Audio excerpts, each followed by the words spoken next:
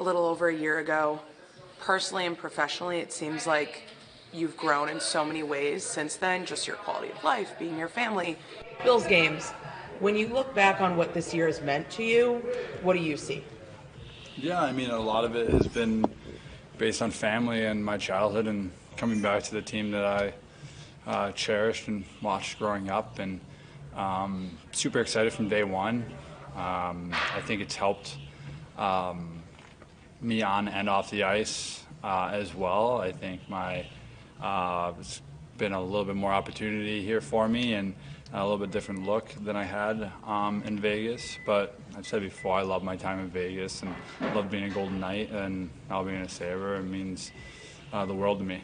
Beyond all the talk around this game, Alex, I mean, how important is it to have this test, for you guys at this point in the season? It's obviously a good team, and Number one team in the league right now. So what is it, 8 straight for them?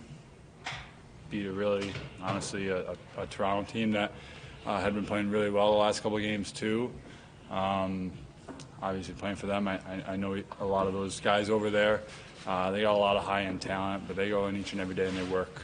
They really work. They focus on the little things, and it's going to be a really big test for us, especially after losing the last 3. I thought last night definitely wasn't our best game by any means. We let the game get away from us a little bit, but it'll be a good test for us tomorrow, and I think the guys are up for it. Alex, when you look at, Don had mentioned on Monday he wasn't happy with practice, and then he definitely wasn't happy with the game on Tuesday. First of all, did you feel Wednesday's practice was more like a Sabre practice, and what do you guys need to do to get back to Sabre hockey? I mean, I think you said it best, get back to Sabre hockey, get back to the basics, and then start in practice. I thought throughout training camp in the first part of the season, we had really good high levels of practice. Obviously, sometimes that gets a little away from us with the travel and the schedule and stuff like that. But being able to get back to it, get back into the grind, it was still quick. So it was 30, 35 minutes, but pace was high. I thought the compete was high. It's just good. Get a little battle there at the end, too. I think it really helps and translates into the game.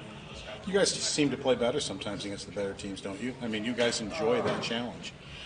Yeah, no, definitely. I think that's something that we also have to learn to deal with is playing against a team that might be struggling a little bit. We have to continue to play our game, not worry about who's in the other locker room, really worry about us in this locker room, and it goes both ways. So we do get excited for a challenge. I think every team does, and I mean, it's the first place team in the league right now. They're playing really well, and we're going to have our A game tomorrow. I know everything is just so close. I mean, you win 2 games and you rocket up in the division. You lose 2 games and you go down in the division. So really, maybe this year, even though it's November more than ever, you really can't afford long losing streaks, can you? No, yeah. I mean, there'll be ups and downs throughout the whole year. So you got to piece together 2, 3, 4, 5 game segments at a time. You got to evaluate. You got to see what you could have done better, see what you did well, build off of it, or dissect it a little bit. But we can't look too far ahead. So, standings, what was it, 13 games in? Most teams have played around 13 games. In 2 months, I think it'll be completely different than what it is now, because it's not like one team's going to stay at the top the entire time. Everyone's going to have their ups and downs. Everyone's going to have injuries. It happens. That's what honestly makes hockey so exciting. Coming back to your hometown team, obviously all this is great. You're living the dream. You're also thriving with top 6 opportunities, doing very well. When everything started to click and you came here, did you think it was going to be this good? Obviously, you're wearing the jersey you always wanted to, but did you think it'd be a place where you'd be able to thrive? I mean, the atmosphere that the Pagulas, Kevin Adams, and Don Granato have created here has been easy for anyone to thrive, honestly.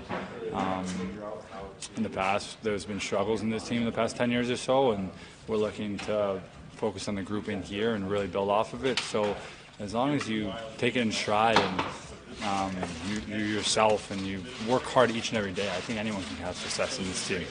And then even though you were only with the team for a shorter amount of time compared to the captain of that word pick, in every conversation fans were mentioning your name for a captain. That says a lot, I think, about how much you mean to the community. What does that mean to you, the fact that you've been here a short amount of time, but clearly the impact is so felt?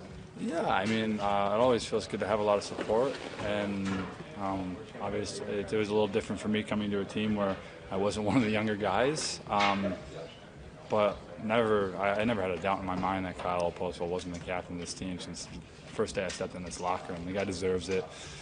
He's an unbelievable leader. I met him a few years ago, and I just gravitated towards him around the rink, on the golf course, just everything. He's a really good guy to be around. He's a leader through and through. He does all the right things. Honestly, they couldn't have picked a better guy for it. Thanks, Alex.